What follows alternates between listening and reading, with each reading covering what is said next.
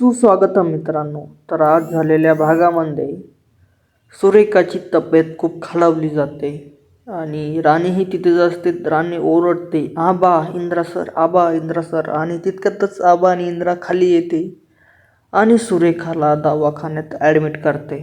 त्यानंतर राणी खूप हॉस्पिटलमध्ये असताना खूप रडत असते आणि बुवाला इंद्रा खुर्चीवर बसवतो आणि राणीलाही सांभाळतो. नंतर लगेच पळत पळत डॉक्टर येतात. डॉक्टर विचारतात काय झालं, तर राणी बोलते, ओ बघा ना डॉक्टर, अचानकच आईला खूप त्रास झाला आणि आई बेशुद्ध पडली. नंतर डॉक्टर सुरेखाला आतमध्ये घेऊन जाते आणि चेक करते आणि चेक करून बाहेर येते आणि बोलते, तुम्ही याला गोड काही खाऊ घातलं होतं का, कारण यांची शुगर खूप वाढलेली आहे. तर राणी बोलते, आम्ही तर असं काहीही नाही खाऊ घातलं.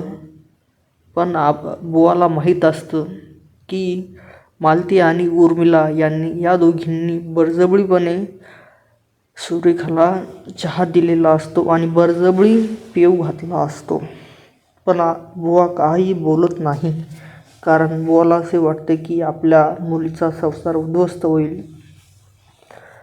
त्यानंतर मग इंद्रा हा अजितला कॉल करतो आणि अजितला बोलतो, अजित, आमच्या दोघांचा डब्बा तू घेऊन ये. नंतर तिथे मालती येते आणि मालती बोलते, का रे इंद्रा, तू घरी ये, तुला का थांबायची गरज आहे तिथं, ती राणी सांभाळून घेईल. तर इंद्रा बोलतो, नाही आई, माझी गरज आहे इथं. तर मालती बोलते, हो का, तू सकाळी तर येशील ना. तर इंद्रा बोलतो, नाही आई, जोपर्यंत ऑपरेशन होत नाही तोपर्यंत मी घरी येणार नाही. नंतर आबा बोलते, ठीक आहे इंद्रा, ठीक आहे, तुला जे वाटतं ते कर. आणि इंद्रा अजितला सांगतो की ती जी गोधडी आहे ती घेऊन ये आणि डबा घेऊन ये. नंतर अजित हॉस्पिटलमध्ये पोचतो आणि इंद्राला बोलतो, दादा मी इथंच थांबू का, वहिनीची आणि तुमची तब्येत खूप खराब दिसते मला. तर इंद्रा बोलतो, नाही, तुझा काही गरज पडली तर मी तुला सांगेल. नंतर अजित तिथून लगेच जातो आणि इंद्रा बोलतो, बुवा चला आपण जेवण करून घेऊ. नंतर बुवा बोलते, नाही मला भूक नाही, तुम्ही दोघं जेवण करून घ्या. तर नंतर इंद्रा बोलतो, तशी तर मला पण भूक नाही आहे. नंतर राणी बोलते, तुम्ही दोघे असे काय करताय, आपण जर जेवण नाही केलं तर आपण तिघेही आईच्या बेडसमोर बेड लावू. नंतर मग तिघेही बाहेर जेवायला बसतात आणि बुवा बोलतात, नाही, डब्बा एकच आहे आणि आपण तिघंजण यांच्यात नाही होणार जेवण. तर इंद्रा बोलतो, नाही आबा, होईल, तुम्ही खूप आईची काळजी करताय त्यामुळे तुम्हाला खावं वाटत नाही वाटतं. नंतर मग तिघेही जेवण करतात आणि इंद्रा बोलतो, बुवा तुम्ही खूप थकले असाल आता, तर तुम्ही ह्याच बेडवर झोपा.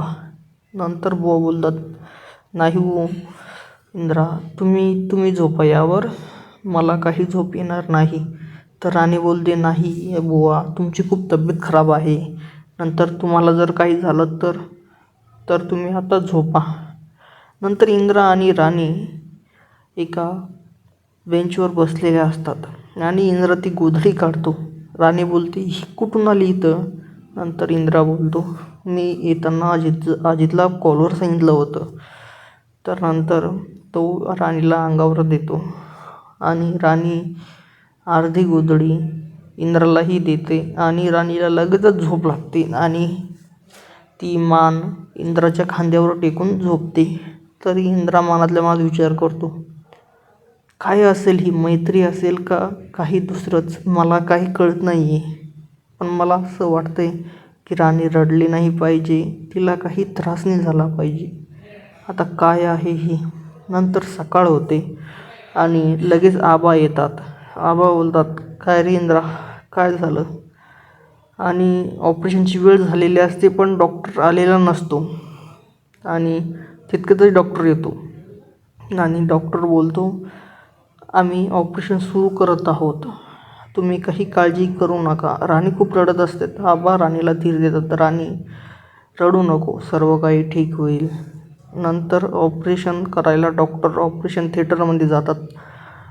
रेड लाईट चालू होतो आणि नंतर मध्ये लगेचच एक नर्स बाहेर येते आणि बोलते, ही इंजेक्शन लगेच आणा.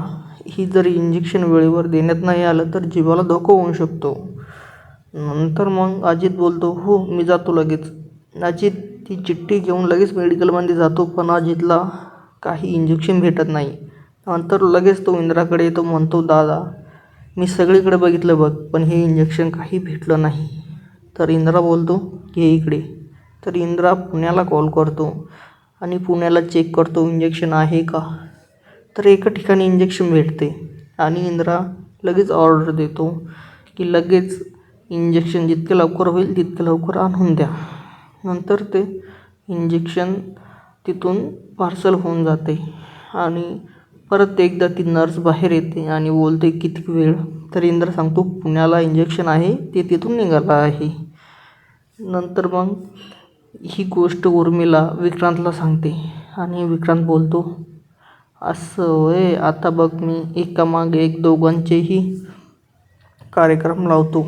सुरेखा मागे इंद्राचा, एकावर एक फ्री असं बोलतो आणि त्याने प्लॅन फिक्स करतो. तो जो डिलिव्हरी घेऊन येत असतो इंजेक्शनची, त्याची गाडी पंक्चर करतो आणि नंतर इंद्र त्याला डिलिव्हरीवाल्याला फोन करतो, कुठे आहेस, किती वेळ लागेल अजून. तर तो सांगतो, मी घाटात आलो होतो पण माझी गाडी पंक्चर झालेली आहे, तर तुम्ही सांगा मी काय करू. नंतर इंद्रा बोलतो, तू होल्ड कर, मी लगेच तुला कळवतो. आणि इंद्रा आबाला बोलतो, आबा आता जास्त उशीर नाही केला पाहिजे, मीच जाऊन घाटातून गोळी घेऊन येतो, त्याला तिथे गॅरेज पण मिळणार नाही. तर मालती बोलते, नाही तू कशाला जातो, एखाद्या ड्रायव्हरला सांग की. तर इंद्रा बोलतो, नाही आई आता रिस्क घ्यायला नको. तर इंद्रा लगेच जातो आणि मालती ही राणीचा दंड धरते आणि तिला म्हणते, तू अशीच माझ्या चिकूचा घात केला होता आणि आता जर माझ्या इंद्राला जर काही झालं तर बघ तुझी काही खेर नाही. नंतर इंद्रा तिथे घाटामध्ये पोचतो आणि विक्रांतचा प्लॅन फिक्स झालेला असतो. इंद्राने एका शूटरला तिथे घाटावर बसवले असते आणि त्याच्याजवळ बंदूक असते. तो जसाही इंद्रा दरवाजा खोलेल आणि ते इंजेक्शन घ्यायला बाहेर येईल तेव्हा त्याला मारायचे असते, म्हणजे शूट करायचे असते. नंतर इंद्रा जसंही दरवाजा उघडतो तसे तिकडून तो फायर करतो. इथून पुढे आपण उद्याच्या भागामध्ये बघणार आहोत. तर भाग बघण्यासाठी व्हिडिओला लाईक करा, चॅनलला सबस्क्राईब करा आणि जास्तीत जास्त शेअर करा.